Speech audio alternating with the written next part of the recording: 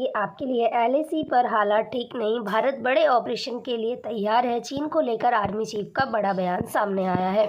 Situation along LAC stable not normal. थल सेना प्रमुख जनरल उपेंद्र द्विवेदी ने पूर्वी के बीच जारी सैन्य गतिरोध पर मंगलवार को कहा कि इस क्षेत्र में वास्तविक नियंत्रण रेखा यानी कि एलएसी पर स्थिर लेकिन संवेदनशील है और सामान्य नहीं है। जनरल द्विवेदी ने कहा कि हालांकि विवाद के समाधान पर दोनों पक्षों के बीच कूटनीतिक वार्ता में से एक सकारात्मक संकेत सामने आ रहा है, लेकिन किसी भी योजना का क्रियान्वयन जमीनी स्तर पर सैन्य कमांडरों पर निर्भर करता है।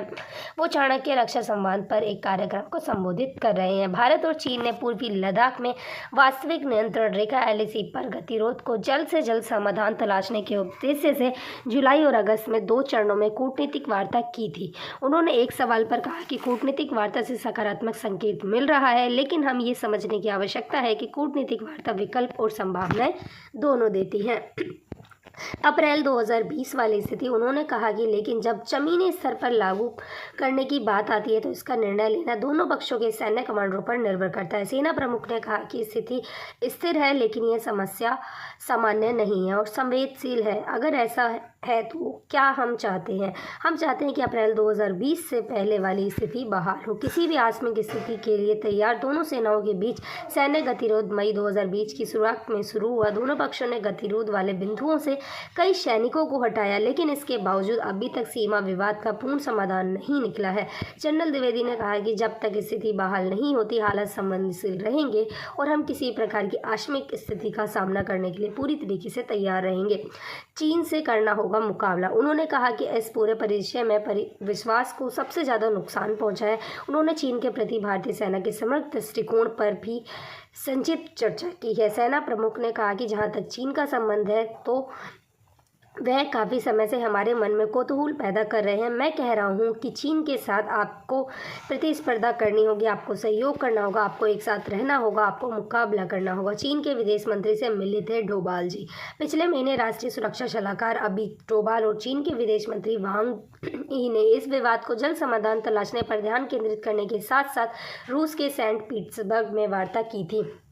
ब्रिक्स यानी कि ब्राज़ील, रूस, भारतीय, चीन, दक्षिण अफ्रीका देशों के सम्मेलन में इत्र हुए बैठक में दोनों पक्षों ने पूर्वी लद्दाख में टकराव वाले शेष स्थानों में सैनिकों की पूरी तरीके से पीछे हटने के लिए तत्परता से काम करने और अपने प्रयासों को बढ़ाने पर सहमति व्यक्त की थी। कृत्रिम बस्तियां बसा रहा है चीन। बैठक में डोभाल वांग ने बताया कि सीमावर्ती क्षेत्रों में शांति और एलएसी का सम्मान द्विपक्षीय संबंधों में सामान्य स्थिति बनाने के लिए जरूरी है। भारत की अग्रिम सीमाओं पर चीन द्वारा गांवों को बसाने के बारे में पूछे जाने पर सेना प्रमुख ने कहा कि पड़ोसी देश कृत्रिम बस्तियां बसा रहा है। उन्होंने कहा कोई दिक्कत नहीं है, वह उनका देश है। उन्होंने कहा कि भारत के पास भी सीमावर्ती क्षेत्रों में मॉडल गाँव हैं।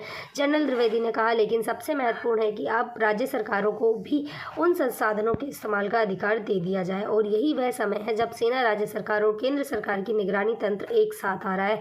उन्होंने कहा कि अब जो मॉडल गांव बनाए जा रहे हैं वो और भी बेहतर होंगे।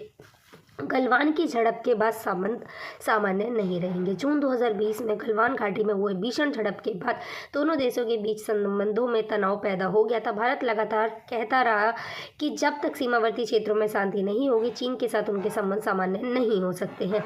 गतिरोध का समाधान निकालने के लिए दोनों पक्षों के बीच अब तक कोर कमांडर स्तर की 21 दौर की वार्ता हो चुकी है। भारत पीपुल्स लिबरेशन आर्मी पर देपसांग और देमचौक इलाकों से सैनिकों को हटाने का दबाव बना रहा है। दोनों पक्षों में आखिरी दौर की उच्च स्तरीय सैन्य वार्ता फरवरी में की गई थी। नेक्स्ट, ये था हमारा आज का न्यूज़। आई होप आपको पसंद आएगा। पसंद आया तो ज़्यादा से ज़्यादा लोगों को शेयर करिए और देश की सभी खबरें जानने के लिए हमारे साथ बने रहिए। धन्यवाद।